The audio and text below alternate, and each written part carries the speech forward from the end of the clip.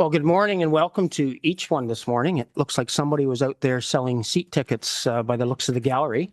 But, welcome, and I'm going to just make you aware that council meetings are available live through Zoom, and recordings may be posted online on County of Huron's YouTube channel.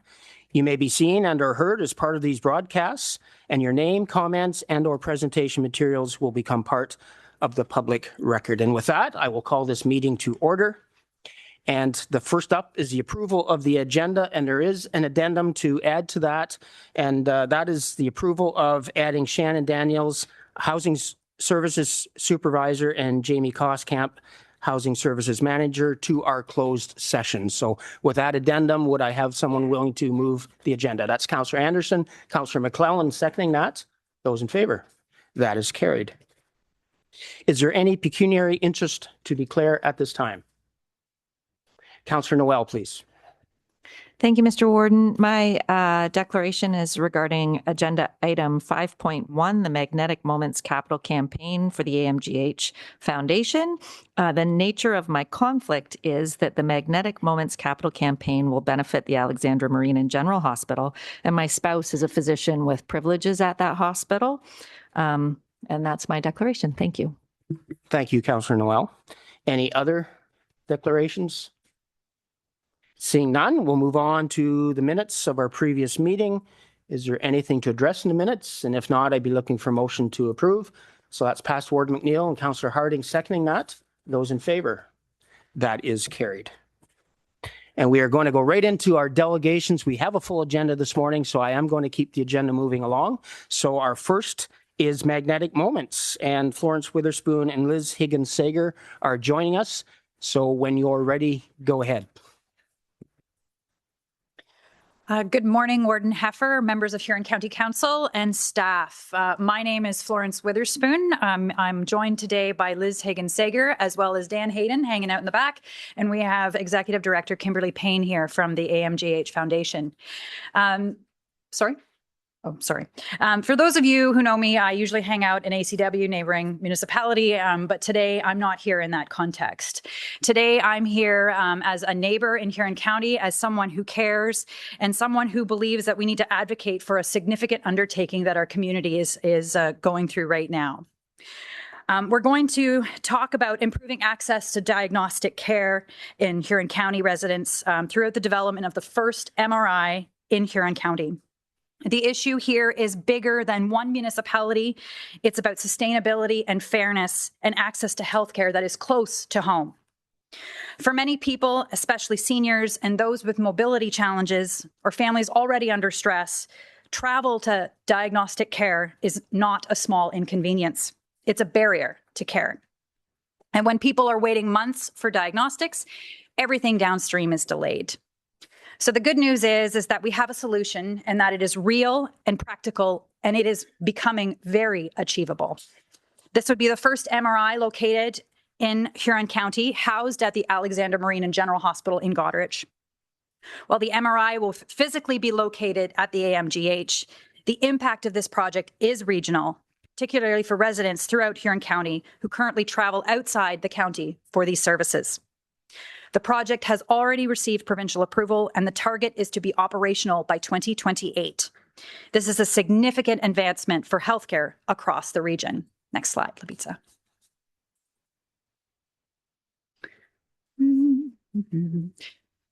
So the goal is to raise $6.5 million, and I'm absolutely thrilled to tell you that to date, and we've only been doing this campaign for 8 months, we have raised over $4.5 million. That is absolutely fantastic. It really shows how much this community wants and needs this piece of equipment. So next slide, please. So how we're going to spend it, it's a small slide. You don't have this in your agenda package. However, I'll just kind of go over it briefly. Ultimately, the MRI unit will take up the majority of the cost of the project. There is significant construction cost as well, because there will be an addition and renovation happening to the Goderich Hospital. And then there's some administrative costs as well as some contingencies that are going to be needed. Next slide. And for context, the construction and renovation will happen at the bottom left hand of the screen. So at the northwest corner of the hospital is where it's going to be located. Next slide. So this is something that I think that's very important for every person in the province to understand, is that patient-centered equipment in hospitals valued over $1,000 is not funded by the province. It is completely fundraised and funded by the community. So it is our responsibility that if we want to have an MRI come to our area to serve our residents, it is the responsibility of the community to do so. Next slide. There you go. Thanks, Florence. So it's easy to see that the support our communities have demonstrated that this campaign is something that's important to our region. We wanted to highlight one particular impact statement here from Tracy Steffler, who's co-owner of Canadian Tire Goderich, and she's also a member of our campaign cabinet. We feel this quote really speaks to something important. The impact of having an MRI close to home extends well beyond the medical and healthcare benefits. There are economic benefits, community, and quality of life benefits that come with having this technology right here in Huron County. Next slide, please. An MRI has implications beyond those who need the scan. It's progress toward building a more connected and efficient regional healthcare system. It can also improve how we use our healthcare workforce and emergency resources. Right now, when inpatients need to travel outside the region for an MRI, that can involve additional coordination, transportation, and staff time. For patients who require medical transport, this can mean significant use of EMS and other healthcare resources simply to get them the imaging that they need. This campaign isn't just about adding one piece of equipment. It's about strengthening the capacity and the coordination of healthcare across our region. Next slide, please. So throughout the campaign, we've been kind of honing in on these 4 key reasons to support the campaign. And the first is simply access. Neither Huron County nor Bruce County currently have an MRI. The closest MRI machines being in Owen Sound, London, Stratford, and Strathroy. So we're having to travel a great distance to get these imaging done, whether that is urgent or more for quality of life. And we're not even taking into account that for some individuals, those who are socioeconomically disadvantaged, it may not even be an option for them to make those appointments. Next slide, please. Reason number 2, according to Ontario's Health January reports, priority 4 patients should be scanned within a target time of 28 days. The average wait was 103 days for priority 4 patients in Ontario, according to the provincial averages shared by Ontario Health. So it's easy to see that our wait times far exceed provincial targets. Next slide, please. Reason number 3 is about building a stronger and more attractive healthcare system. An MRI will give inpatients faster access to scans, allow hospitals to avoid costly transfers, and help to attract healthcare professionals to the hospital. We want our region to be viewed as a modern, progressive place to live, work, and receive healthcare. And next slide, please. Reason number 4, finally, an MRI is an important asset for our region's demographics. Huron County has a higher proportion of older adults compared with the province as a whole. And as we age, the need for diagnostic imaging naturally increases. So older demographics will often need MRIs for age-related changes in the spine, for the staging of certain cancers, and for evaluation of strokes and many other indications. Next slide, please. And this is just another point to reiterate that our population is continuing to grow and the need for these services will grow along with it. Next slide, please. So this is our campaign committee. We have a wonderful group of local Huron County people who are dedicated to making this happen. Boots on the ground, phone calls, meetings, all of the things that you would expect from a campaign. The hospital had an opportunity or an option to go with a contractor to come and do this for us. But we decided that it was the most important and the most beneficial way of doing this was having our own community do it. So we are working very hard to get this done. Next slide. So the ask today for Huron County, we are not asking for financial support today. We understand there's a moratorium and we know that there's a municipal election coming up. We do want to reiterate and make it formally known that to Huron County Council that we are undertaking this project and we want you to know about it. If you haven't heard about it yet, I don't know where you've been because we are everywhere. So we are seeking municipal collaboration, municipal support. If we have not been to your council yet, we will hopefully be coming in once the new term of council is underway. The campaign is not finished yet, and we will work hard until we have the dollars that we need to bring this MRI, this much needed MRI to Huron County. So thank you very much for your time today, and Liz will close us off. Right. Thank you, County Council and staff, for giving us the opportunity to share an update with you. And before we open up for any questions, we like to leave you with this final visual. I think it's really powerful as a way to put the need for an MRI technology into perspective. So on the left, you will see an image of an X-ray. In the middle will be a CT scan, and then the MRI imaging on the right. So it becomes very clear that these are three very different forms of medical imaging, each one with its strengths, limitations, and purposes, and one doesn't replace another. And when we think about building a stronger regional healthcare system, we need all of the right pieces in place. So thank you again for your time and support, and we're happy to answer questions. So thank you, Florence and Liz, and I'm going to turn it over to council if there's any questions. Councillor Bazinet. Thank you through you, Mr. Warden. Not so much a question, but a comment. Thank you to your team for what you're doing. 4.6 million is a remarkable accomplishment to date for the short time that you've been doing it. And I want to wish you all the best with the long table dinner this Sunday. I just wanted to mention that. I know a lot of us will not be able to attend because we'll be at the AMO conference, but I know you'll raise a lot of money in a few short hours at the long table dinner. So all the best with that.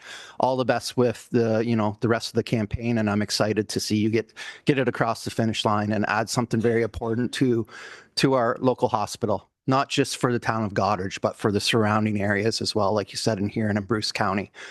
It's vital. I'll speak from experience. Personally, we don't understand how important this equipment is until we actually need it, right? And my wife needed a piece of equipment 1.5 years ago that actually kept her here to this day.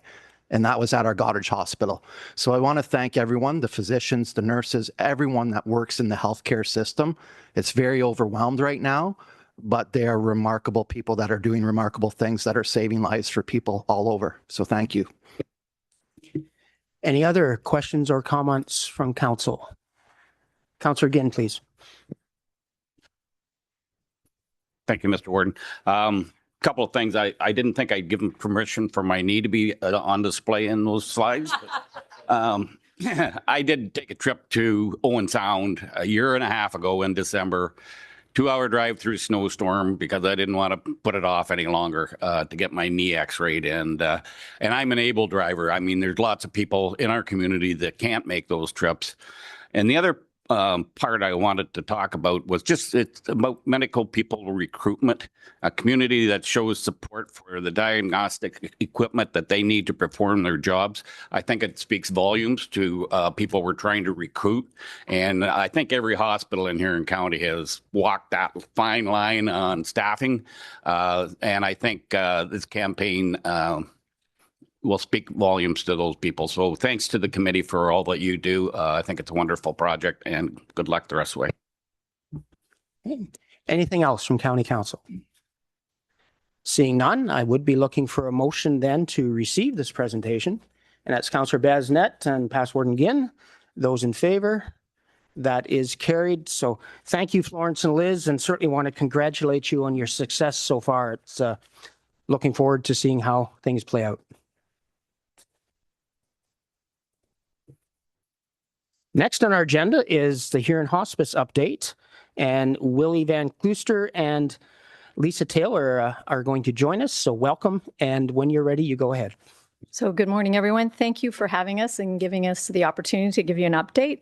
It's my pleasure to be here as chair of a very engaged volunteer board of directors at Huron Hospice. I'd like to express our sincere thanks for all the support that we've had through the councils, and also to thank the several mayors who wrote to the Minister of Health on our behalf to help us get the funding for those 2 closed beds. We're here today to provide some current information to assist those attending the AMO conference and to advocate for the 2-bed funding for us to be able to open those 2 beds. Sorry, can you move a couple slides ahead? And then I'll turn it over to Willie, who will outline the current information as well as to answer any questions you may have. Willie? Next slide. This is a bit of a repeat for some of you with whom we met at municipal meetings, but these are the 4 reasons why we feel these 2 beds ought to be funded. One is that there are so many individuals, families, businesses, and municipalities who contributed to the capital campaign on the understanding we were going to move from 4 to 6 beds. Secondly, that all of the documents that we submitted and which were approved through the capital process clearly indicated that this was for immediate need, not for future need. One of the positions of the ministry currently is that there are some hospices, in fact, who build for future capacity. That was never the case here. These were intended for immediate need. Since completing the construction, there have been 76 people that we're aware of, at least, who just couldn't get care. So this is an ethical issue for us. We live in small communities. We know these folks. They're a grandparent, they're a mother, there's someone else that we know who can't get in because our 4 beds are full, knowing there are 2 beds ready to go, but not currently open. And finally, the 4-bed model is unsustainable. This is generally understood in the province, but is not talked about enough. There are 2 hospices, us and North Hastings, who have 4 beds, because nobody wants to have 4 beds. It's because the standard funding for hospices is $175,000 per bed per year, and that has to cover at least the cost of wages and benefits for the nurses. Everything else is understood to be cared for by the hospices through fundraising and through donations. So that's fine. But in the case of a 4-bed hospice, that money does not cover the care. We're required by legislation to have 2 nurses 24/7, which is great care. But that funding, in our case, $700,000, does not cover. So we end up having to get more from the community in order to cover it. You ask then, how have we survived for 8 years? We've been lucky. The pandemic gave us emergency funding, and subsequent to that, we've had some estate gifts that have just gotten us through. But you can't build a budget on hoped for pandemics or hoped for estate gifts. So we really need to get those 2 beds funded. Next slide. So as Lisa said, we thank you very much. We so appreciated going around and meeting with most of the municipalities to give you updates, to give you more information. Several mayors, we're not sure how many because we got copies of some of those letters, but not all. Thank you so much for writing to Minister Jones to advocate on our behalf. And now for working together, I understand there's at least 3 or 4 municipalities that are coming together and going to present next Monday, I believe, to officials from the ministry on our behalf, and we're grateful for that. So here's the most recent information in the next slide. So you know that we sent a number of letters that went out and we did not receive responses. We took the next step by having a large donor of ours pay for us to engage a really reputable firm to advocate on our behalf with the ministry. And ultimately through that process, the minister said, not going to do it. Not going to fund those 2 beds until the next round of funding. We are of the view that we know about at least 6 hospices who have been funded between rounds. So there is a precedent. It isn't always only during the rounds that those are funded. And so we think we have a position there. The next round is unknown, and no one knows when the next round will be, but you get a bit of an idea of the spacing by seeing the last 2 at 2017 and 24. So we don't know. The next one might be in 2 years. It might be in 8 years. We really don't know, but we certainly can't wait 8 years. The board seriously considered a media campaign to just put extra pressure on the ministry, thought about it really carefully, looked at the pros and cons, and frankly, we decided not to do it because we're a bit concerned at this point that this could turn out to be negative for us, that there might be some who would frankly kind of hold that against us and maybe work harder for us not to get funded. So our position now is to put ourselves in the best possible position so that either we do get funding between now and the next round, or certainly in the next round. So then a little bit of an update since the last time we met with municipalities is we were looking at, do we just open the beds? Do we just say, okay, well, we use the donations we have, we use the fundraising we're doing, and we just open the beds ethically so that we can provide this service? You can see the obvious problem, right? If we do that, it might make the ministry even less inclined to fund us because they're going to say, great, you're doing it on your own. You don't need our help.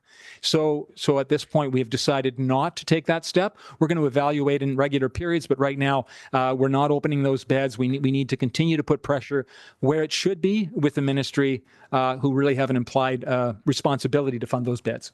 Next slide. So that's it. We just wanted to be here to say thank you and check in if there's anything else. A couple of the mayors came to see me before the meeting started to ask for a little more information in preparation for Monday. Is there anything else we can do to help you to be prepared?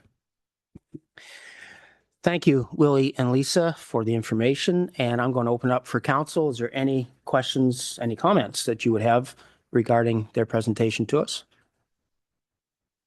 Seeing none, then I would ask for a motion then to receive this presentation.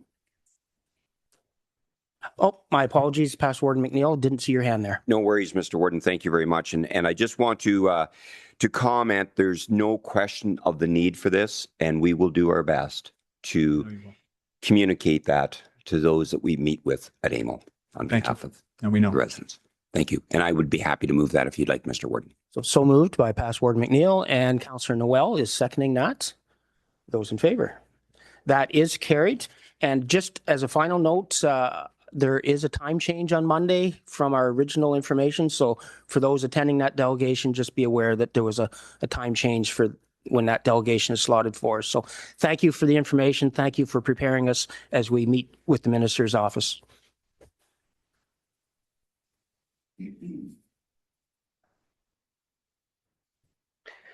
Next on the agenda is the Disneys of Huron. And Nancy Mickey, I believe, is presenting to us. So Nancy, welcome. And we just let you take over when you're ready there. Good morning, everyone. Warden Heffer, CAO Wark, County Council and staff, and thank you for the opportunity for us to be here today. Next slide. We want to talk about the following information with you today. The background of our group and the connection that we have made with the Disney family in San Francisco, and an offer that has been made from the Walt Disney Family Museum, and we would like to ask for your support. Next slide. My name is Nancy Mickey, and I am the chair of the Disneys of Huron County Project Group. I have with me today, I have Matt Campbell, and he is the past chair of our group. I have Graham Booth, Mary Henry, Allison Lobb, Ralph Lafayette, Lloyd Mickey, Don Proctor, and Glenn Warwick. Next slide. Our group consists of 12 plus members, and our group is a project of the Huron County Historical Society, and that makes us eligible for grants, and it also allows taxable receipts for any donations. We hold our meetings at the Huron County Museum, and the Disneys of Huron County Project Group is hereby requesting a letter of support from the County of Huron to support our grant applications for our projects. The next slide is a picture of our committee, and that picture was taken in 2024. The next slide. We want to give you a little information about the Disney family. And the next slide. This is a picture that was supplied to us by Matt Campbell, and it shows the Disneys where they settled in Goderich Township. They immigrated to Huron County in the 1830s. They settled in Goderich Township, and then later some of them moved to Morris Township near Blueville when the Queen's Bush opened. Next slide. The next slide is an aerial view of Goderich, and Walt Disney and his wife Lillian, they came to Huron County in 1947, and this is what Goderich looked like then. The next slide is a picture that was taken of Walt Disney and his wife Lillian, and they were on the square in Goderich. It was taken in front of Phil Singer's jewelry and gift store in 1947. The next slide is a slide showing the Central School in Goderich, which is now the museum. And the Central School is where Keppel Elias Disney, that is Walt Disney's grandfather, went to school. And later, Walt, in 1947, visited the grade 1 class there. And the next slide shows Walt Disney with the class in 1947. Maybe some of you might recognize some of the students from 1947 if they're part of your family. And quite an amazing picture. The next slide. So just like to tell you about our projects that we're working on. We have erected a panel at the museum. It's right outside the schoolroom in the museum. And we are in the process of doing signage projects in Blueville and Holmesville. And we're proposing to prepare a history book. And we're hoping to have a traveling exhibit come to Goderich as well. So the next slide shows you the panel that has been erected at the museum and its information about the Disney family roots. It's quite attractive. If you're in the museum, stop by and take a look at it. The next slide shows you signage that has been erected. We have erected this in Blueville, and we have plans for similar signage in the Holmesville area. And just to let you know, the signage for Blueville, we circulated that to the Disney family and had their approval before those signs were erected. The next slide shows you the two signs. The sign on your left, that is what will go at the properties where the Disney settled, and that one is on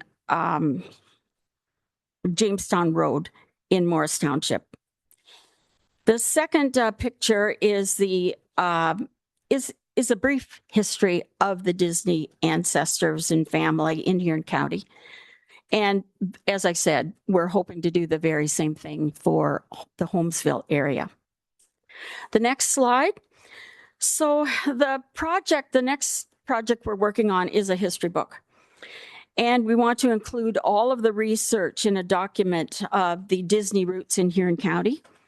We're working on grants for the project, and we're working on engaging an author for the book.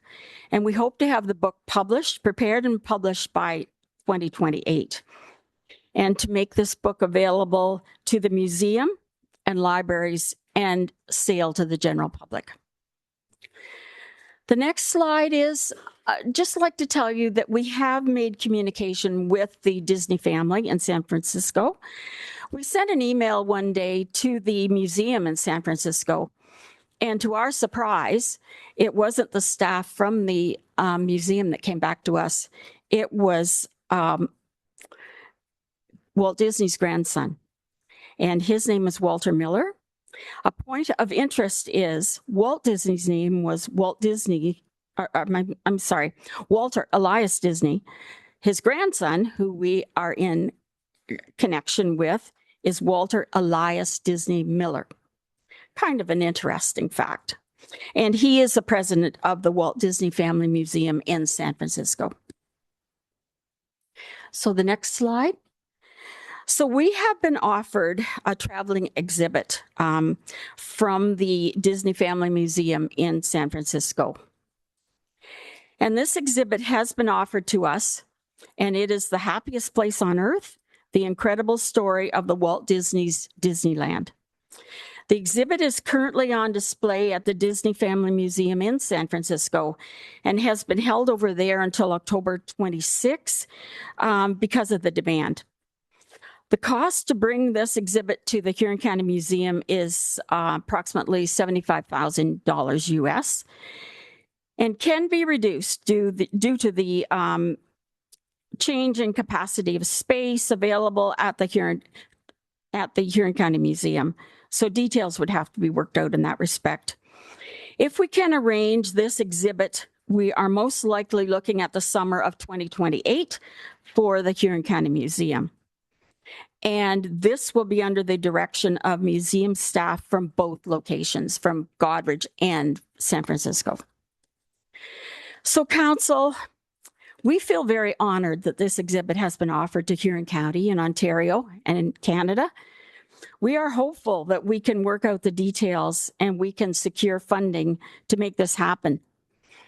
We have discussed the price with Walter Miller at San Francisco and explained that we're a nonprofit volunteer group. And we explained that we hope to apply for grants to make this happen. His comment to us was, please keep us posted on your progress, which we will. Walter has been very kind to work with and appears intrigued by our projects. As he has told us, they know very little about their family roots in Huron County, and they are very interested. Next slide. We're also working with Paul Nickel at the Community Futures Huron for possible grants. It would greatly enhance our application to have your support by means of a letter of support of our projects. Next slide. This is a project that makes us very proud to be part of Huron County. The Disneys were the same as you and I at a point in time in Huron County. They lived here, they worked here, they raised families here. They worked hard for the betterment of Huron County, as did all of the early settlers and our people today. If it wasn't for those folks, the early settlers, we wouldn't have what we have today. We want to preserve that history for future reference. That is our goal. The last slide.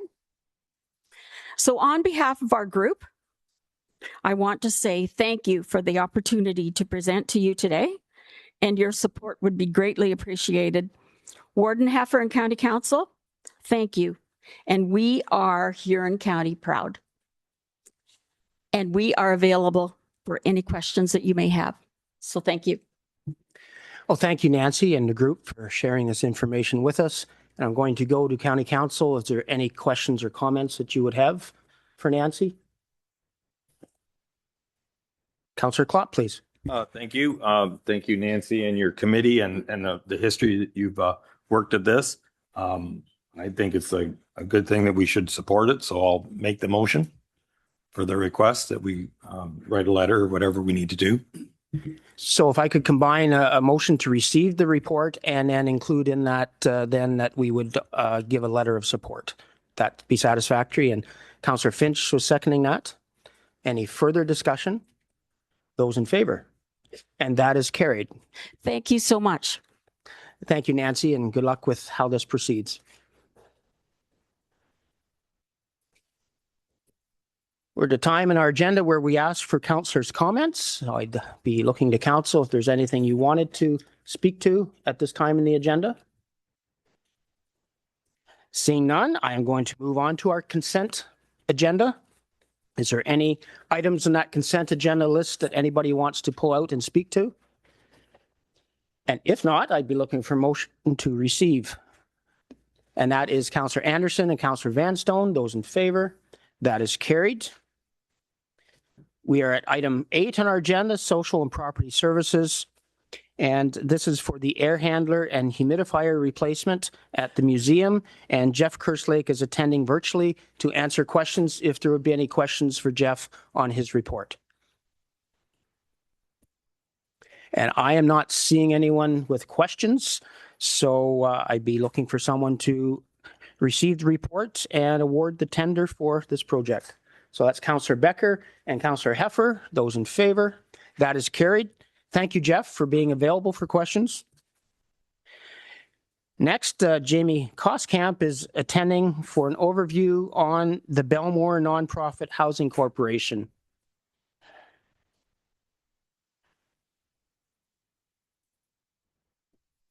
So when you're ready, Jamie, go ahead.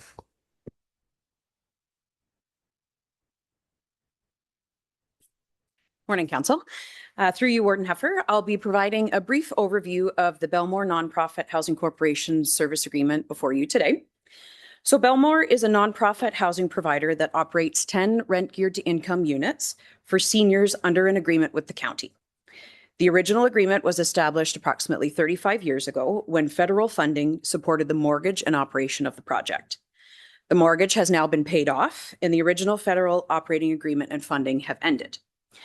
As outlined in Barbara Hall's 3-part end of operating agreement series, the Housing Services Act establishes requirements for service managers when operating agreements come to an end.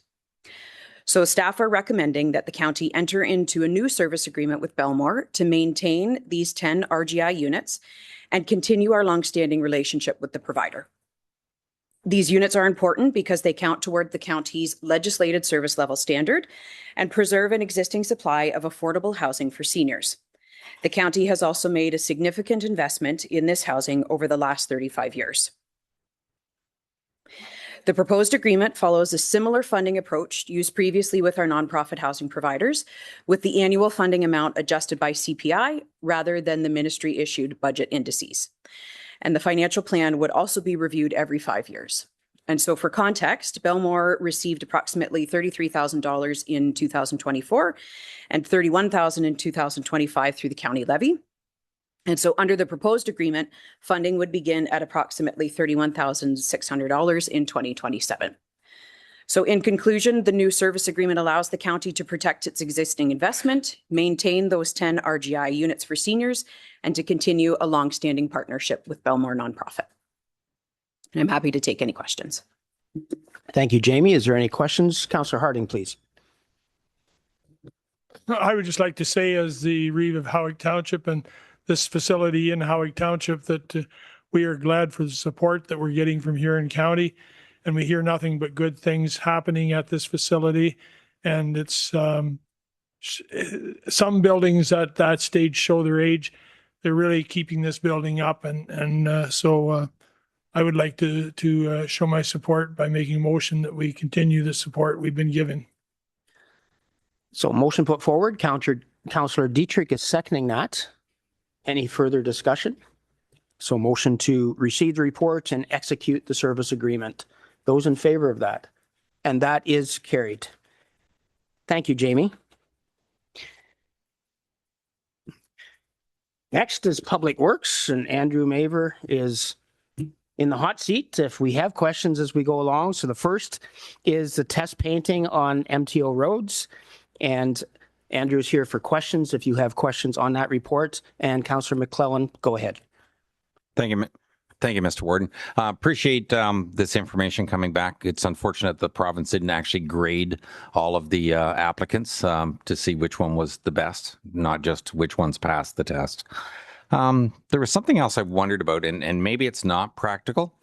When they talk about the fact that they get wore off because of snow plowing and everything else that happens in our environment, is there ever been a possibility, and provided this would not be considered a safety hazard, but if the center of the road or where the lines are, if there was like an 1/8 of an inch or a 1/4 of an inch indent in the pavement, almost like they do when they're putting rumble strips in where they just drive over something, if they were sunk down, would the paint last a lot longer because it wouldn't be getting scraped off by snowplows?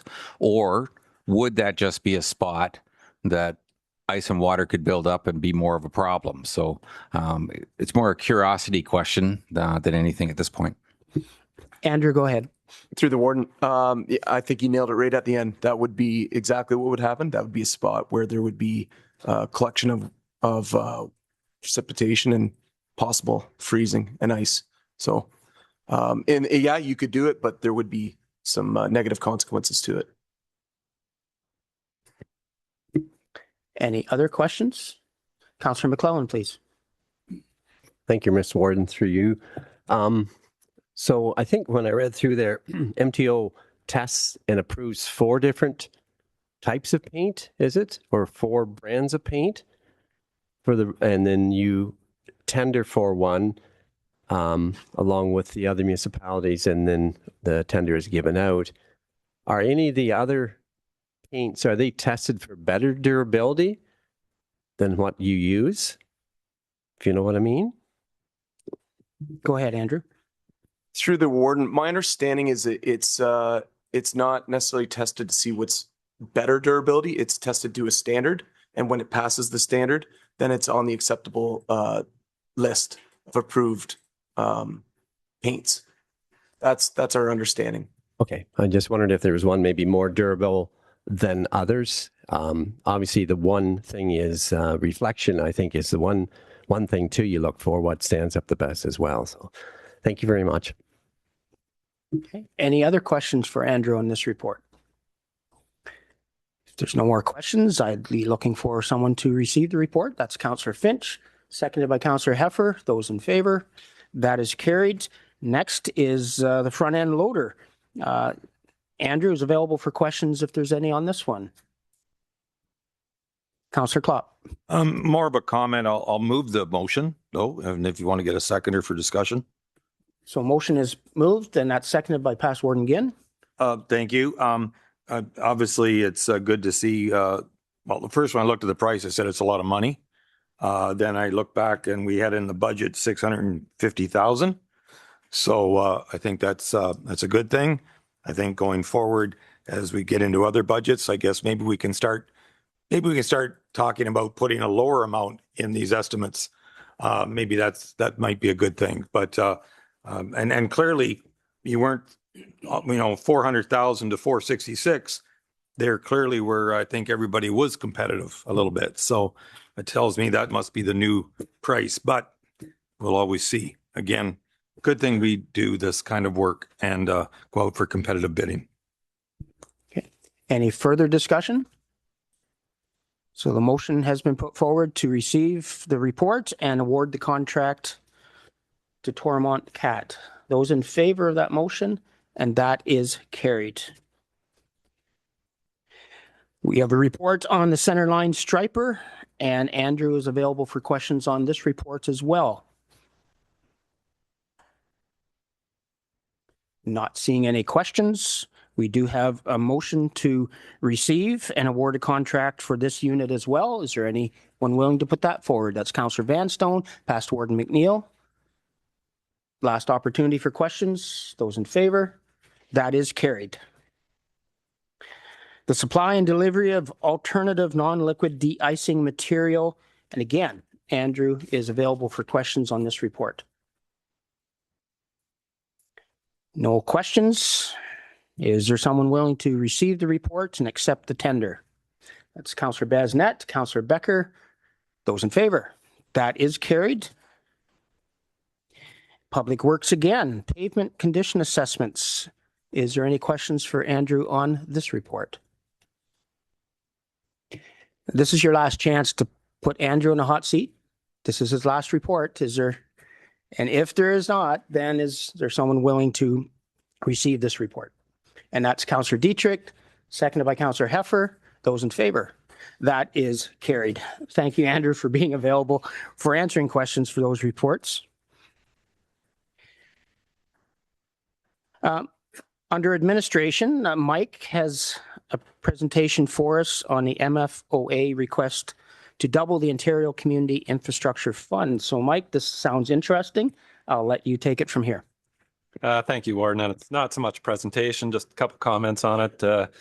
We just really want to highlight some of the important advocacy work that is happening amongst the various municipal organizations that the county is part of, and just highlight some of the important work that they do, trying to lobby the provincial and/or federal governments just to provide some additional supports to the municipal sector. Obviously, OSIF is one of our key funding sources for infrastructure.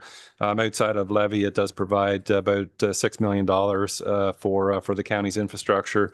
So obviously,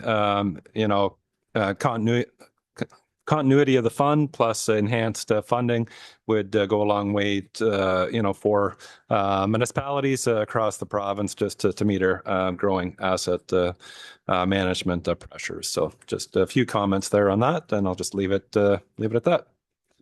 Thank you, Mike. Questions? Past Warden McClelland first, please. Thank you, Mr. Warden. Through you to Mike. Mike, certainly doubling the fund would be very beneficial. Was there ever any thought by any of the groups that were pushing for this that rather than doubling it, just trying to get the province to commit to like a CPI increase so that every year you had an increase? Because the problem is, even if they come through and they double it, it could be 15 years before you're down the same road again trying to get the funds increased. I was just curious if that had ever been considered a goal.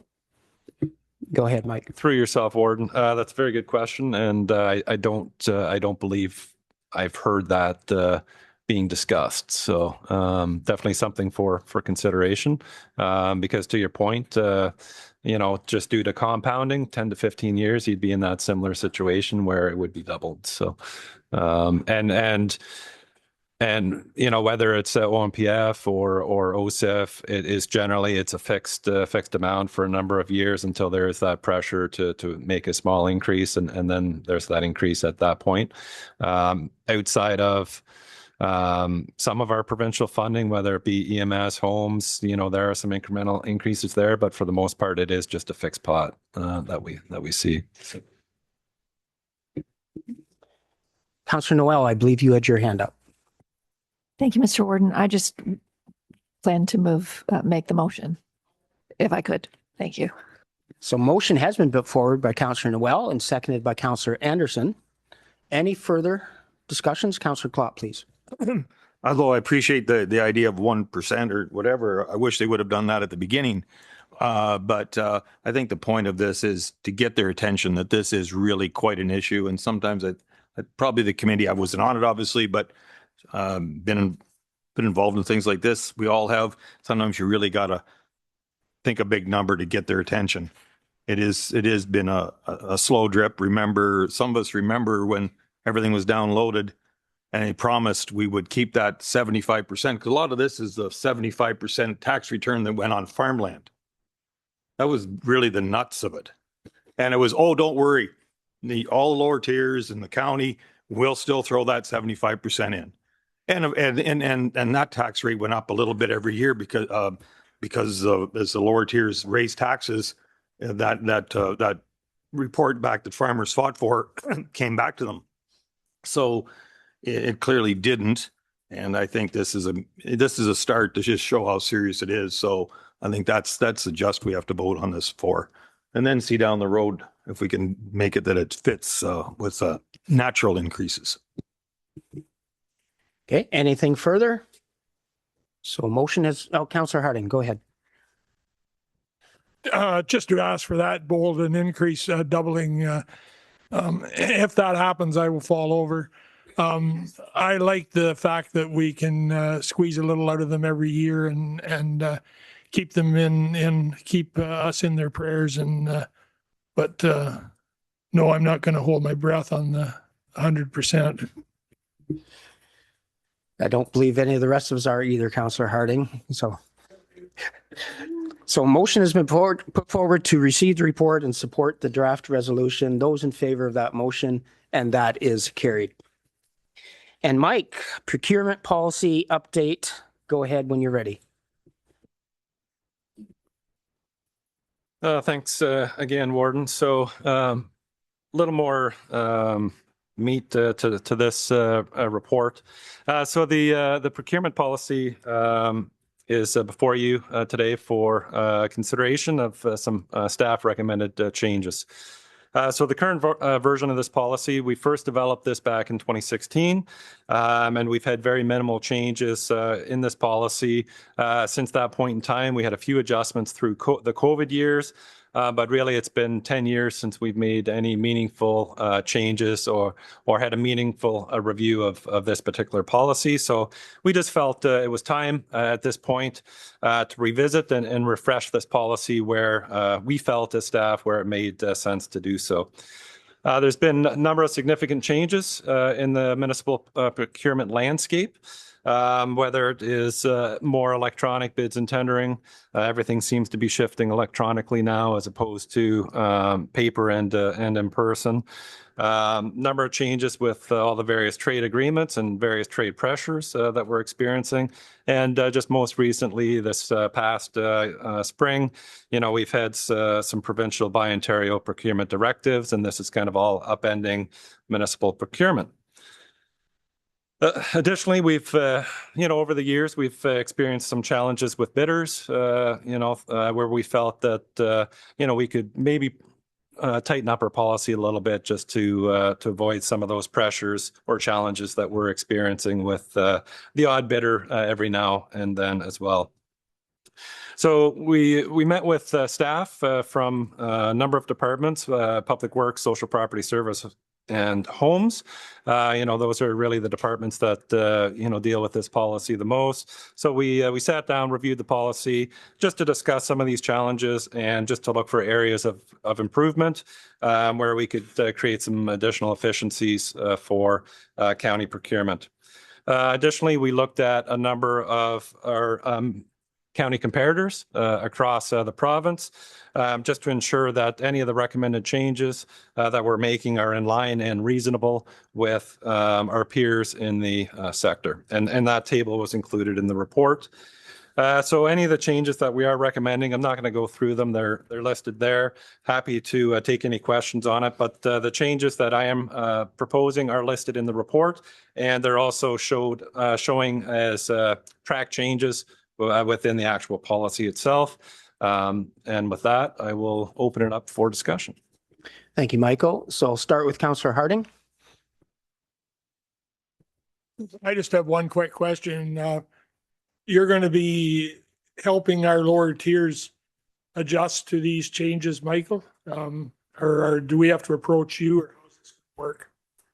Through yourself, Warden. This is 100% independent of your local municipality. You will have your own procurement bylaw, and whatever that is, your staff will follow that. This doesn't influence the lower tiers or our partners at all in any way.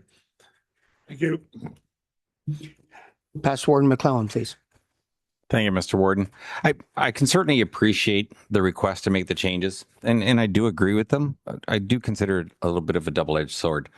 The more leeway that you give the employees to make the decisions certainly can make the operation run more efficiently. And I understand that part of it, but that leeway also opens the door for a little bit of misuse. I'm not stating that anything like that ever happens, but it can.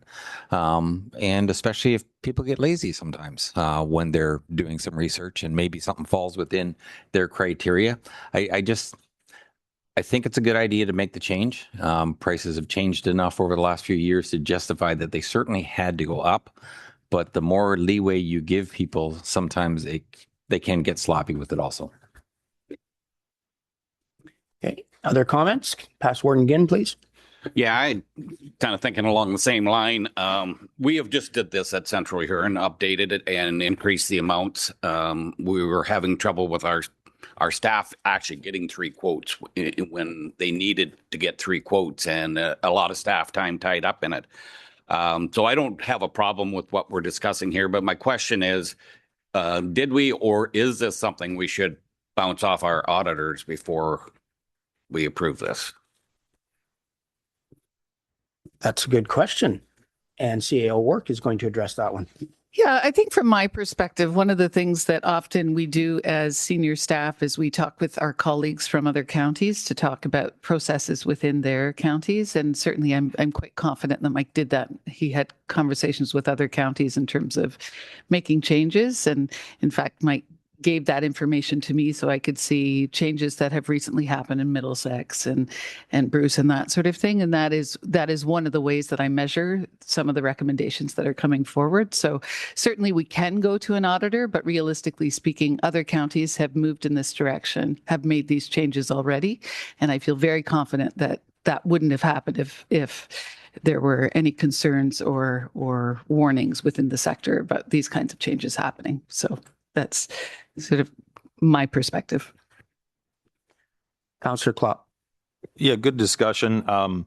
You talk about auditors. I guess the council of the day is the auditor. These reports do come to council and get officially passed or at least in reports.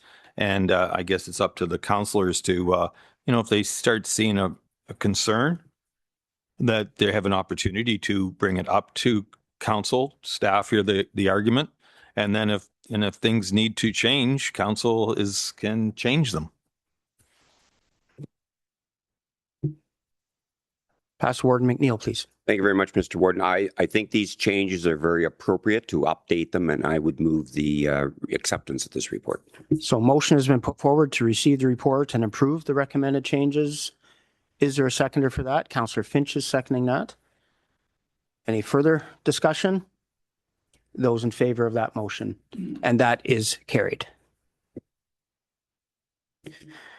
There are many items under correspondence in this week's agenda. Councillor Finch. Yeah, thank you. Just on 14.26, just thank our staff of paramedics, the program we have going on right now. And the person reached out to me about this letter, and I was very, very happy, very emotional about the fact that her mother could stay in the home and our paramedic program is working so well. So I just want to thank our staff for that, and hopefully that program continues. Okay, so that sounds like recognition, not a specific motion. So yeah, thanks for those comments. Anything else under correspondence that anybody would like to speak to? Seeing none, then I'd be looking for a motion then to receive the correspondence. That's Councillor Heffer, seconded by Past Warden Ginn. Those in favor? That is carried. We do have a consent under our planning part of the agenda this morning, and this is the Howick consent for the Dixons. And I'm going to start with Denise to lead it off, and then our planner for Howick, Laura Simpson, will be joining us as well. So Laura, you may as well come up to the hot seat here. And Denise, when you're ready, go ahead. Thank you, Warden. Just while Laura's getting ready to present the details of the application, I did want to take a minute to provide County Council with some additional context in regards to the significance of this application. So before us this morning is an application for a farm property in Howick. The subject lands are a 100-acre parcel, and the application seeks to divide those lands into 2 equal parts, so 2 parcels, each being 50 acres in size. This is something you might hear planners refer to from time to time as a 50-50 split. So there's been conversations about 50-acre parcels and 50-50 splits throughout Huron County's history. This is something that comes up from time to time, most frequently during official plan review discussions. I will say, having had the opportunity to be part of official plan discussions across the county over the past number of years, this issue certainly comes up more so in the north as opposed to in the south part of the county. At those local tables, we've had discussions about what would be some of the potential benefits of having a smaller minimum lot size, but also thinking about what are the limitations over the long term if we fragment the agricultural land base. We've had good discussion at local tables, and in each case, the local municipalities have maintained the policy that the minimum agricultural lot size in Huron County is in and around 100 acres. There are some regional differences. Councillor Ginn will remind me, the former Goderich Township was surveyed out at 80 acres, not 100, and we have reflected that in the Central Huron official plan. So there's certainly an opportunity to look at what makes sense for agriculture over the long term based on the geography of the area. But what we always want to keep in mind in terms of long-term planning is that lot creation in the agricultural area needs to be large enough to accommodate the common forms of agriculture and to have flexibility to accommodate changes in the type and scale of agriculture over time. This is a dynamic industry. It has changed radically since the Second World War. We continue to think it will continue to change. And we want to make sure that our agricultural land base is not fragmented to the point that farmers can't make the change they need to make. So we've had good discussion over the years. I'll be honest, there have not been a lot of applications for 50-50 splits. In the past 20 years, there have been 2 applications, one in 2013 that was denied by County Council and one in 2024, which was also denied by this term of County Council. Staff are not aware of any applications for a 50-50 split having been approved by Huron County Council in our history. So while there's no precedent set in planning, it is reasonable that other landowners who come forward with the same application would reasonably expect the same decision. We have been made aware that there are members of the public who would like to be notified of the decision of County Council as they have an interest in pursuing the same application type. So while this is a site-specific application, I just wanted to make aware for County Council that we as staff do feel that it has the potential to have broader impacts. Thank you for the opportunity. I will turn things over to Laura through the warden. So Laura, go ahead when you're ready.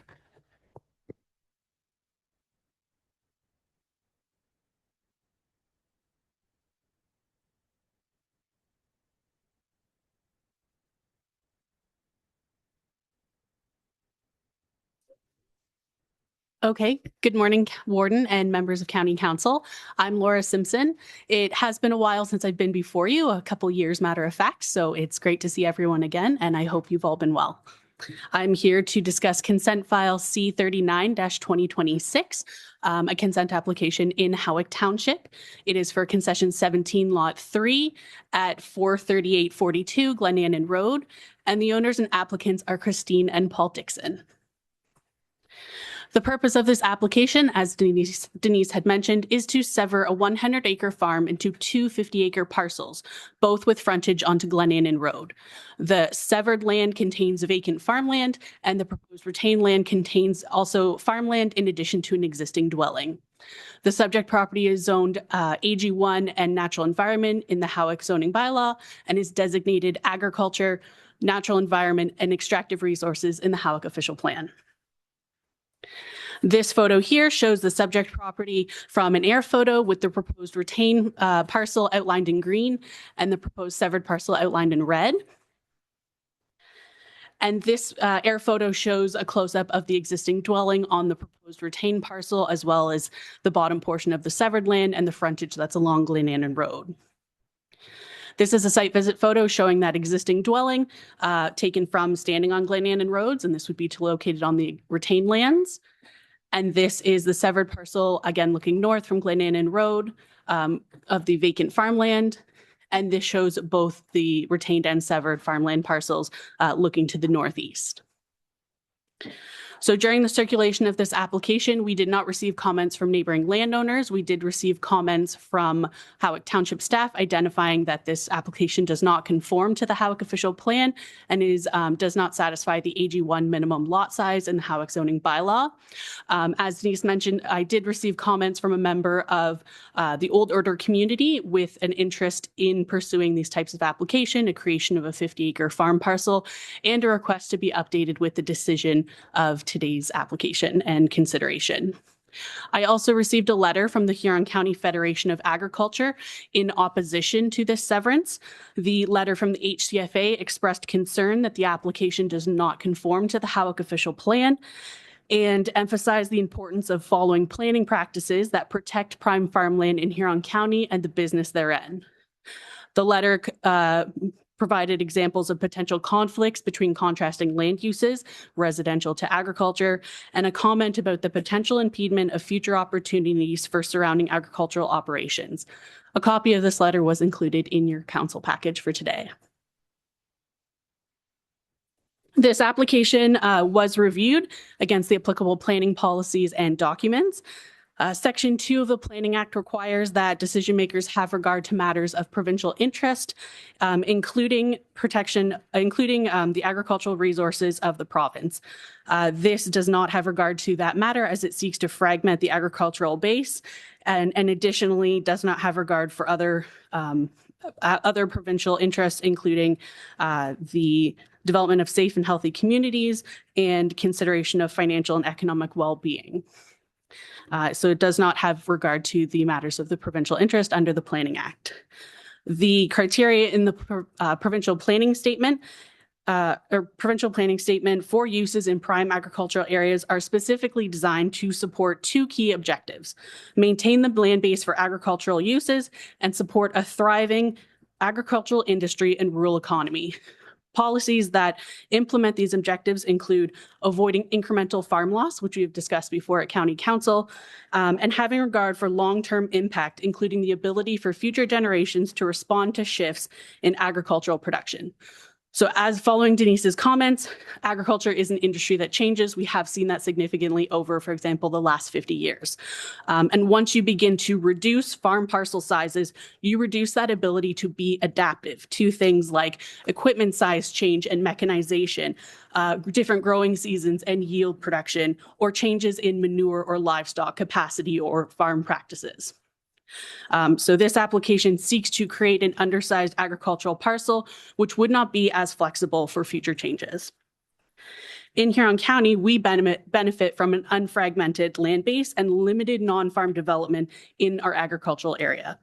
This supports the commercial scale farm operations that we see across the county, predominantly the forms being cash cropping and livestock operations.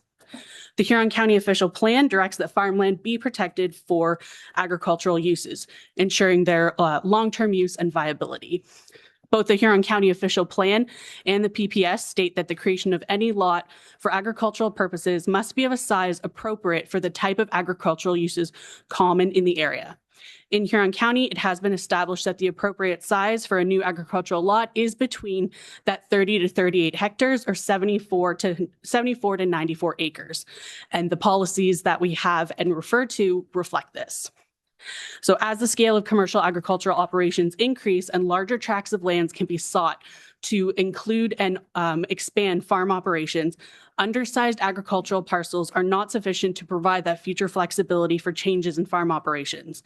They can create challenges for farm consolidations or other responses to changing economics and farm management practices, and can introduce competition from non-farm residences or non-farm uses as they seek access to smaller farm acreage, consequently negatively impacting affordability and accessibility.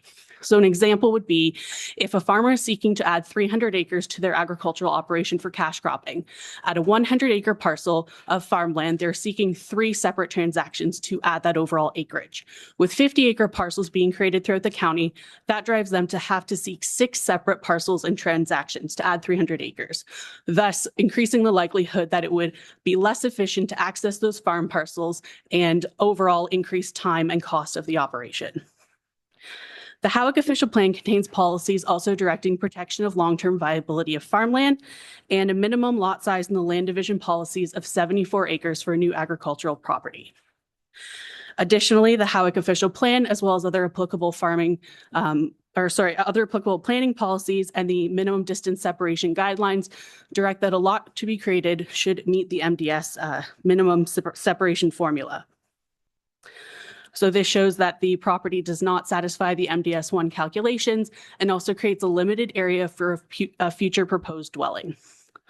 And this is indicative of the type of restriction that could be created across the county for smaller acreage farm parcels as you reduce the area and ability for large-scale commercial livestock operations to be sited on smaller frontages and smaller parcels, and an increase in residential dwellings that could occur on the smaller acreages as well. So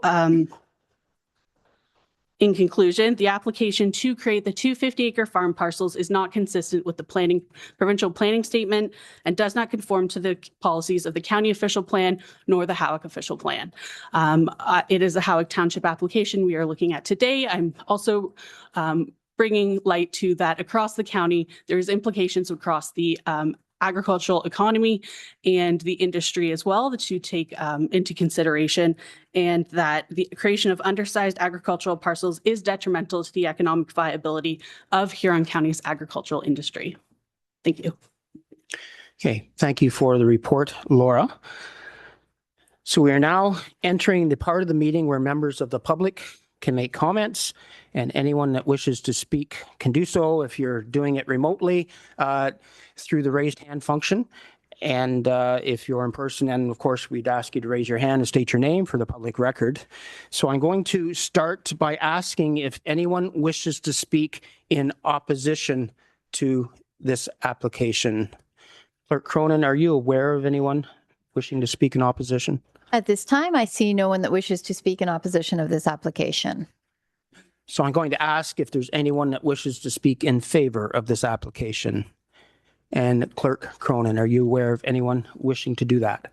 At this time, I see no one that wishes to speak in favor of this application. And the applicants are with us this morning. So Jamie Dixon, welcome to the podium, and we give you an opportunity to speak on behalf of the application. Thank you, Warden and Council, for the opportunity to speak here this morning regarding this severance. I guess with our family farm, I farm with my brother, my sister, and mom and dad, and we all operate together. Excuse me. We are looking, I guess, for the opportunity to grow as a farm.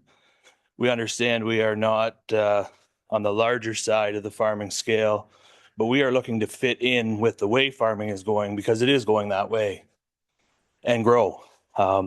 We are asking for support in that.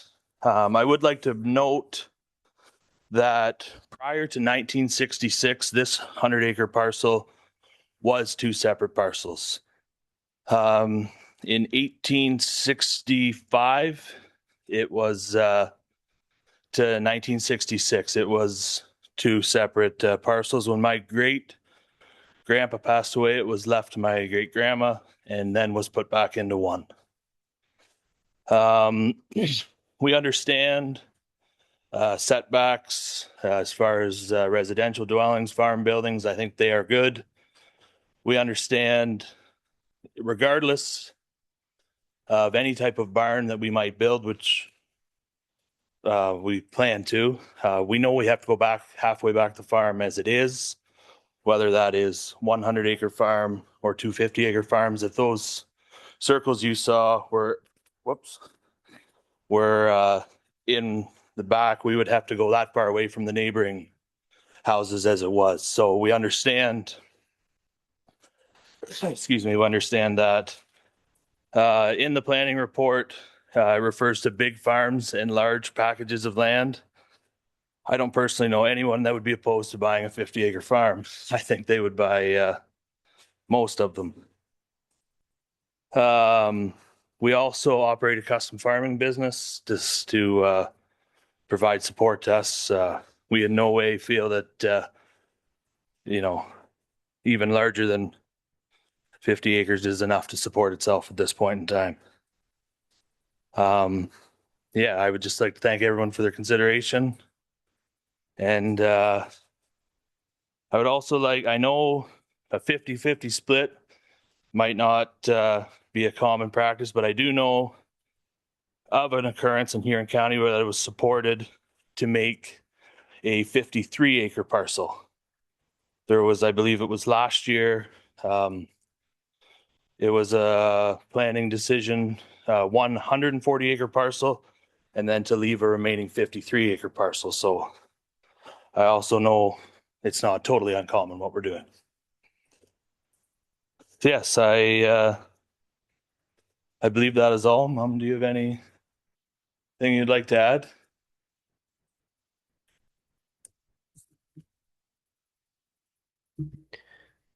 So this is Chris Dixon. Welcome, Chris. Thank you, Warden. Thank you, councillors, for allowing us to speak this morning. In listening to the planning report and looking at the official plan and the Federation of Agriculture's concern about supporting a severance, my sense is we're talking about large commercial operations. We're a family farm that we'd like to succeed. We would like to grow. In Howick Township, there is limited farmland available. And so we're trying to work with the land we have to keep the family farm we have going strong. I always thought, I didn't grow up on a farm. I think farming is a bit of a disease. I've mellowed a bit. I now think it's a calling. But all three of our children have the calling to farm, and I'm hopeful that you can give them the opportunity to do so. Thank you again. Thank you, Chris. So, Councillor Harding, I'm going to go to you if there's any comments on behalf of the Howick Council. I would just like to reiterate to County Council here that this came to Howick Council at our second last meeting ago, and it was unanimous that we support this application to split this 100-acre farm into two. And we're awful proud in Howick Township that we have a lot of diversity, and that being big and small. We have a lot of the biggest farms in the countryside here in southwestern Ontario, and we also have some of the smaller sizes, and a lot of them are market gardening and things like that. So I just don't believe that anything should be discriminated against, and we really support this application in the fact that that disease that Chris talks about, any of us or and myself and any people that have farmed, we know we have it, and we try to do things that will give other people the support they need to fulfill some of the things that are happening. And I think another thing that should not be overlooked is that this farm was once a 100-acre farm down to a 50-acre farm, and then back to 50-acre parcels, and then back to the 100-acre parcel. And I think it showed some grit. If you read the Howick history book, that people bought this a chunk of land in small increments and then bought some more later on. And I think we should be open to all these possibilities. Thank you for your time. Okay, and I'm going to go to the rest of council for comments. I'll start with Past Warden McClellan. Thank you, Mr. Warden. Quite often I've pushed back on severances, but this one to me, I agree with Howick Township on what they're trying to do here, and my mind has changed a bit over time because of some of the arguments from members of County Council. And Denise had talked about you have to keep the size for common farming practice, but she didn't clarify what that was. And the problem is how big a circle you draw around the farm that you're talking about to what is considered common practice. Now, at least Laura said common size in the area. Well, I've heard lots of arguments over the years that there's a lot of Mennonite farms up in Howick, and they don't need the acreage that some of these other farms need.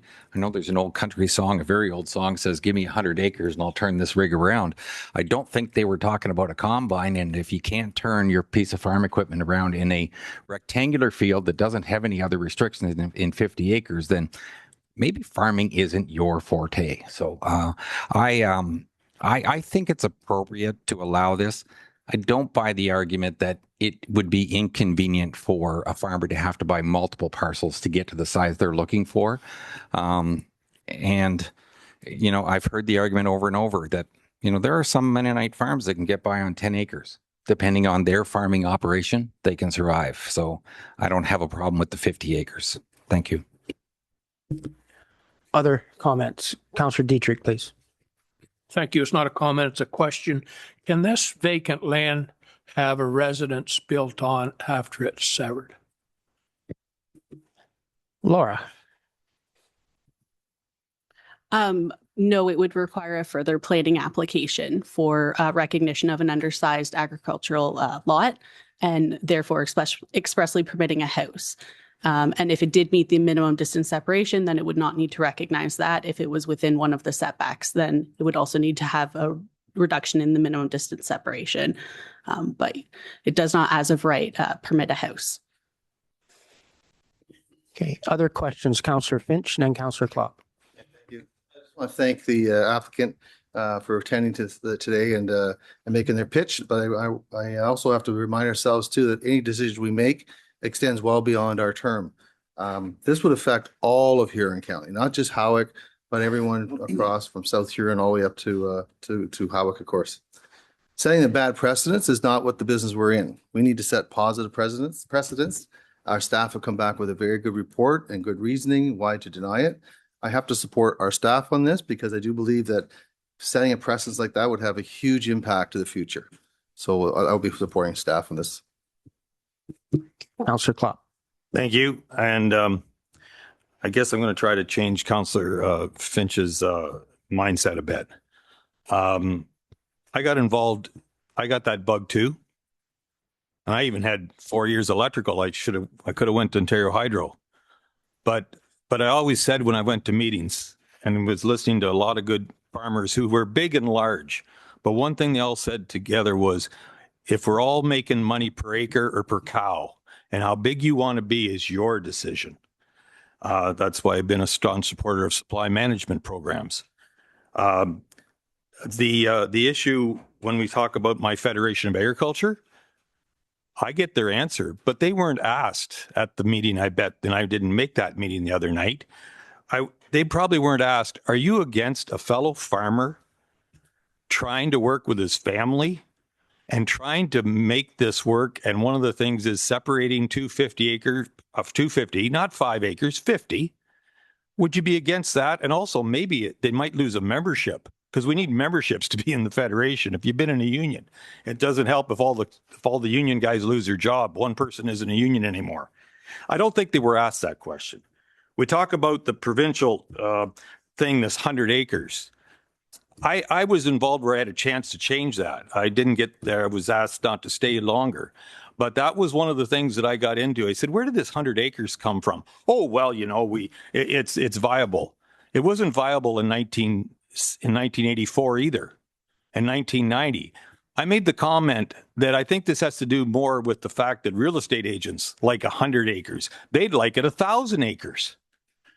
Because then, boy, oh boy, when you get around the fringes of your cities, it's a lot easier to get those farms bought when they're in one farmer's hands. And why does a farmer sell? Because finally he says to his kids, wanting to love to do this, but if we're not getting paid and you're not going to stay, then I guess it's going to come up for sale. And there's always an idiot like me around, the next generation, but there's getting to be a whole lot less of those people, because maybe we are getting smart enough to say, if people don't want to pay us, I can go get a job somewhere else. So that, and this was confirmed by our staff today, that, if it's 100 acres, it's a lot easier for the real estate agent to deal with it. So I was right. Trust me, it's a lot easier right now with the price of land. Anybody, this progressive farmers that we talk about, and if you, maybe I'm one of them, or my son is, or some of yours, boy, oh boy, we're sure glad they're 50-acre chunks if we got to buy it, because it's just too much money that we're handling. I step back now to myself, and maybe, and I go back. 1984 interest rates were 15 and 16%, 23% in my line of credit. But I had this other itch. I found somebody I wanted to marry, but mom and dad, I don't think we could live in the same house. So a house in town was $75,000. Luckily, the neighbor's farm happened to be 60 acres, not 100, because you got to buy it by the land, but you also had to pay that interest. So it was a lot easier for me to start. And I don't know, I would have maybe bought the house in town because I'm a dummy that thought you should pay for things over time. But that 60 acres allowed me to start. Now later I went, gosh, why that one that's 175? Why didn't I buy that now? And now we end up buying it at a whole lot more. But if I would have had that one, I don't know if I would have survived those 3 or 4. We all know the first 5 years is on any business is when if you make it. And so this is what we're talking about here is economic development. They keep talking about farm size. Well, 50 acres is a pretty good size. And this fits in about what we really need is farmers. I'll finish with this. On Saturday, due to another issue we have in our community, a farmer wanted to come to talk to me about it. So I happened to have the TV on, and it was a provincial channel, and there was it was recorded from a few days before, but it's Bill 109, Protecting Farm Income Security Act that the provincial government is pushing. I'll give them credit for that. And one of they must have been up in Lanark County because the local beef producer representative was there. And a guy by the name of Michael McGilvery, and it just had under him interested party, but he has to do with farming. And one of the progressive conservative members said to him, "Sir, you made a comment at another meeting promoting the agriculture, and you said you're more concerned about losing farmers than you are about farmland." And he said, "Everybody keeps telling me we got to save farmland. What do you mean by that?" Now, Michael answered. He said, "Of course, farmland is important. But I can tell you right now, we're losing farm kids is because we're ramming this idea down that it's got to be big only, and you got to be big at the start. And if you're not, you can't be diverse." And he said, "You guys got to start thinking about maybe junior farmer loans or some damn thing to help these guys." But it also struck me that costs money. But there are things that we can do, and it's about arbitrarily saying 100 acres or 75 or playing around. We can allow with no cost if a farm kid wants to come and say, my dad and my brothers and sisters are willing to split 50 acres, and knowing that that's going to help. Well, that I think is what really that Michael's talking about. Because I can assure you, I have said at the Federation meeting 5 weeks ago, we keep talking about saving farmland. The corporate interests just don't mind at all buying it up. Oh, and they'll rent it to me. I'll tell you, we rent a lot of acres from corporations, but I would rather be renting it from a farm family than a corporation if we're talking long term. I don't apologize for being a little preachy here. But I just think we do need the government policy, trust me, that was made, as I said, a while back. And it really isn't the right policy, the arbitrary 100, and I hope we can change that. But today, I think let's keep a farm family going and having a chance. I move the motion. So motion has been put forward to approve the consent application by Councillor Klopp. Is there a seconder for that motion? So that is past Warden McNeil. Further discussion, Councillor Vanstone. Yes, thank you, Mr. Warden. I think we should look at this and a whole different outlook. We have a lot of people in my area that have young people coming into the farming industry, and a lot of them are saying, okay, I can afford a 50-acre farm right now, and I'll live there, and I'll borrow my dad's equipment, and we will make this work. And they do. And then next year they can maybe afford, or 10 years down the road, they can afford to buy more land. But if we don't have small acreages for these people to buy and get started on, then it'll never happen, because we all know what the price of land is right now. So I really would encourage us to pass this and let this family continue to farm and grow. Thank you. Past Warden McNeil, please. Thank you very much, Mr. Warden. And the reason I seconded the motion, the fact that it's really sets in my mind that this was once 250s, and we're just, Howick is asking it to go back to 250s. So that's why I will be supporting this. Thank you. Past Warden Ginn. Yeah, thank you. As someone that's entering the wine industry, to hear that you have to have 100 acres kind of makes the hair stand up in the back of my neck. I think there's some contradictory in the planning department's vocabulary about maintaining flexibility and yet stipulating it has to be 100 acres. I don't see flexibility in that.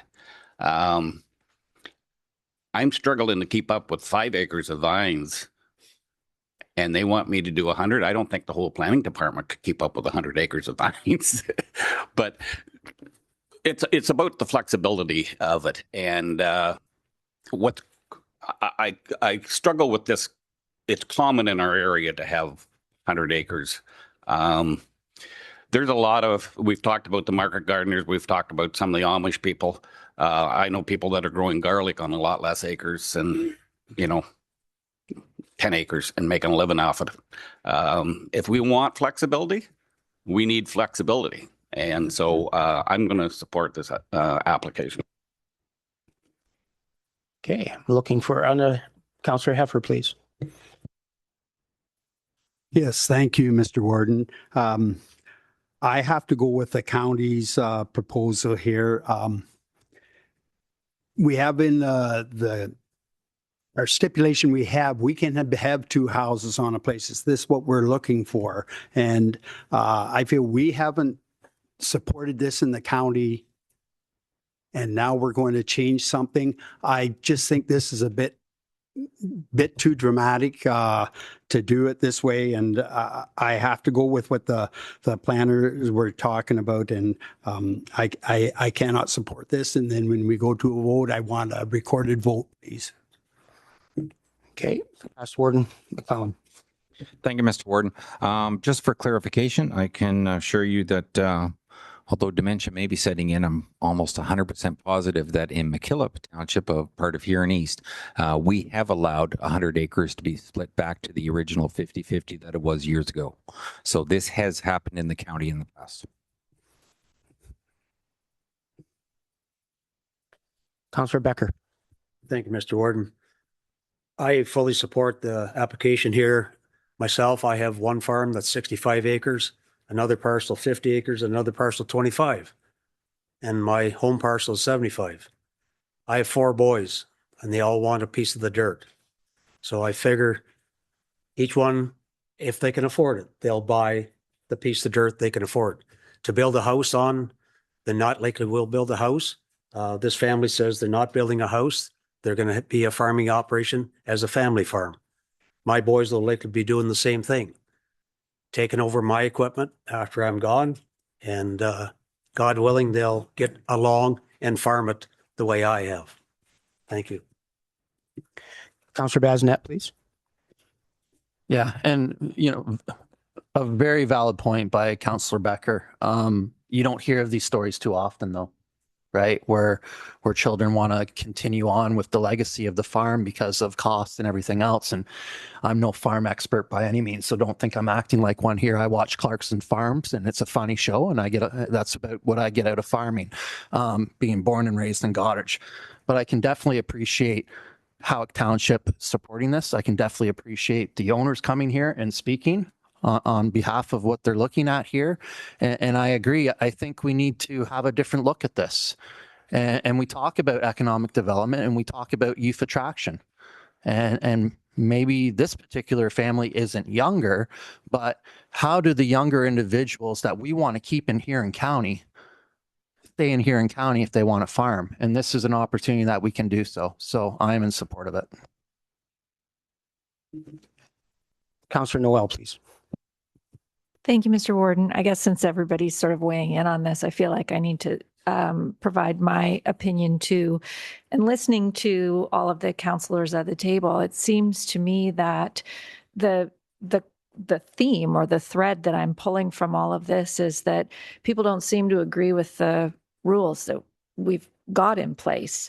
And folks are saying, listen, we need to be more flexible. We need to have different lot sizes available for families. And I think that's a different question than the question we're dealing with today.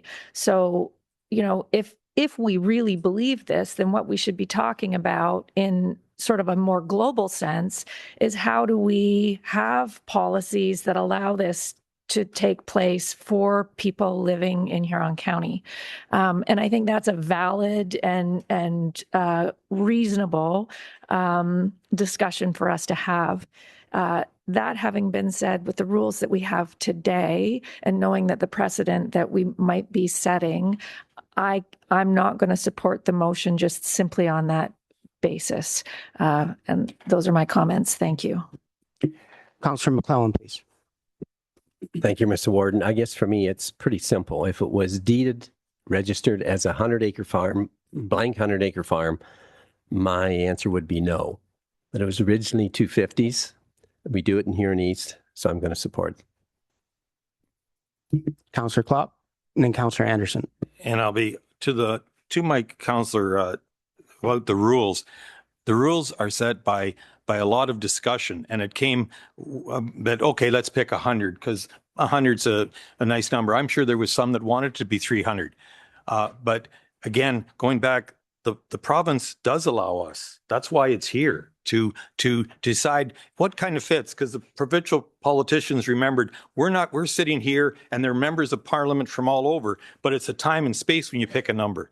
And the local people said, don't just make it arbitrary. So we have the opportunity. As we heard, it's not precedent setting, but to your point, this is how you get the conversation by voting. Then it helps to carry the weight, and at the federation meetings, at the NFU, and yes, as politicians. So this is how we can create the change, if it seems possible. But if we just say no, that's the way it is, and vote no, well then nothing changes. So, but also a reminder, this is not precedent setting, but this is how you get better policy. 100 acres was put in 50 years ago. And I can tell you, we're not keeping farmers, and we're trying the best we can. So, and farmers getting bigger. So this is an opportunity, and I think we should take it. Councillor Anderson. Thank you, Warden. I'm going to support this because when it was originally 250-acre parcels, and it's unfortunate that when an owner buys two abutting parcels, that they merge into one title. So I will support this. I believe we've exhausted the opportunity to speak. I think everybody's had the chance for that. And I am just going to, as chair, just briefly share a couple comments. And just want to make council aware that it is indeed precedent setting. And we've talked about success this morning, and we wish every resident here in county success in what they are trying to do in their businesses. I'm just going to share some comments at one of the conferences last year. I was in one of the sessions on planning, and a map of Essex County came up, and there was concern from the planners on how fragmented things were. And the concern was there's almost a buyer's remorse now, because a lot of these parcels that were split up now want to try and do other things on those properties, and they are so limited that it creates real issues. Just caught my attention when I heard that and saw the map and could see exactly what they were talking about with that. So with that, I'm just going to share those comments. That was my observations from that session. And it is precedent setting, and I'm very aware, and I think specifically in the northern part of the county, that there are those that are looking for the result of this decision today, and there is going to be more of these severances coming to us if we do indeed do something that as a county we have not done in the past. So with that, I'm going to ask the clerk to call the question. It has been asked to be a recorded vote. So this is a motion to, clerk, I'll let you read the motion, that just so everybody's clear on that. Thank you, Warden Hever. So moved by Councillor Klopp and seconded by Councillor McNeil. The Council of the County of Huron approved the consent application C39-2026 by Christine and Paul Dixon for the severance of lands described as concession 17 lot 3 Howick Township 43842 Glennon Road with the presented conditions. I'm going to read your name, and I'm going to ask you to say either yay if you're in favor of this application or nay if you are in opposition of this application. Random order. Councillor Harding. Yes. Councillor Becker. Yes. Councillor Dietrich. Yes. Councillor Klopp. Yes. Councillor Vanstone. Yes. Councillor Ginn. Yes. Councillor Finch. No. Warden Heffer, No. Counselor Noel, No. Counselor McClellan. Yes. I was looking at the other guy. Okay, I'm going to, Counselor McClellan, McLellan. Yes, Susan. Thank you. Counselor McNeil, Yes. Counselor McClellan, McLellan. Yes. Counselor Anderson, Yes. Counselor Heffer, No. Counselor Bazinet, Yes. the motion passes 11-4. So I'm going to now go to our planner, Laura, for a follow-up motion to the effect of public comments. Okay, thank you, Warden. And thank you, Council, for the discussion. The effect of public and agency comments for an approval motion is the effect of public comments. 5A, comments were received from a member of the public on the issue of interest in the decision for proposed land division. And the effect of agency comments are 3B, 5B, and 8. Comments were received from Howick Township Council in support of the application, the effect of which resulted in the decision to approve.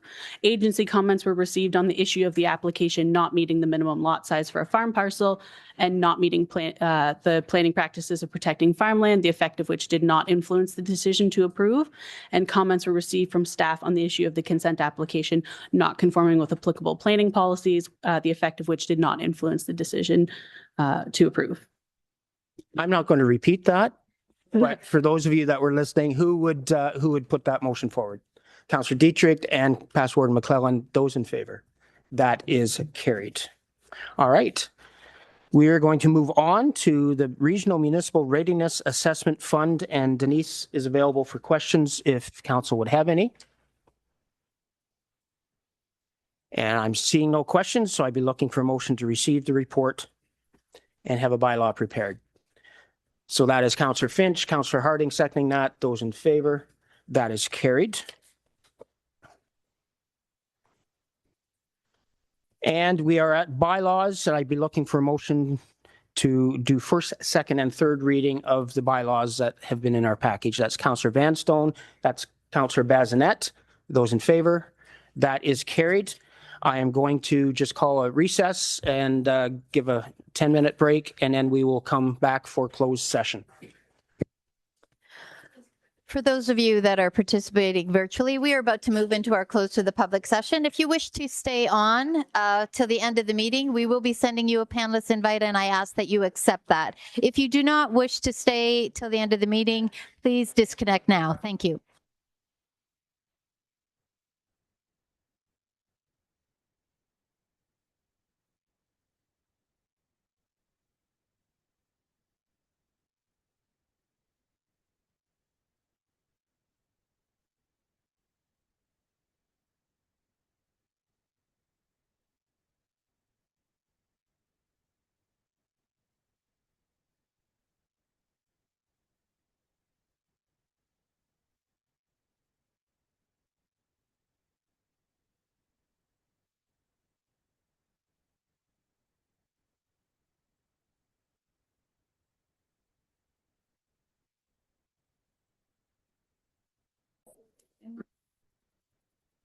So I'd now be looking for a motion to enter into closed session. That's Past Warden McClellan and Past Warden Ginn. Those in favor, that is carried.